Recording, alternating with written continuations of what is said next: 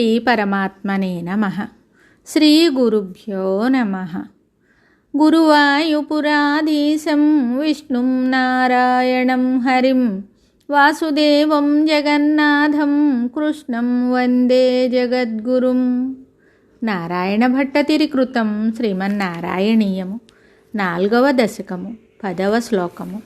లింగదేహమపి సంత్యజన్నధో లీయతే త్వయి పరే నిరాగ్రహః ఊర్ధ్వలోకకుతుకీతుమూర్ధతః సార్ధమేవ కరణైర్నిరీయతే.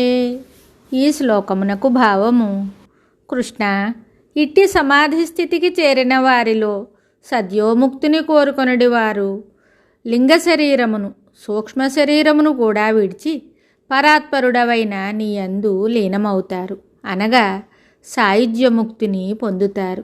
ఆ విధంగా కాక మరికొందరు భక్తులు బ్రహ్మలోకము మొదలగు ఊర్ధ్వలోక వైభవములను చూచుటకు కుతూహలపడువారు ప్రాణములను బ్రహ్మరంధ్రము ద్వారా వదిలి ఇంద్రియాదులతో కూడిన సూక్ష్మ శరీరముతో ఆయా లోకములకు చేరుచున్నారు. మరి ఒక శ్లోకంతో మళ్ళీ కలుద్దాం. శుభం.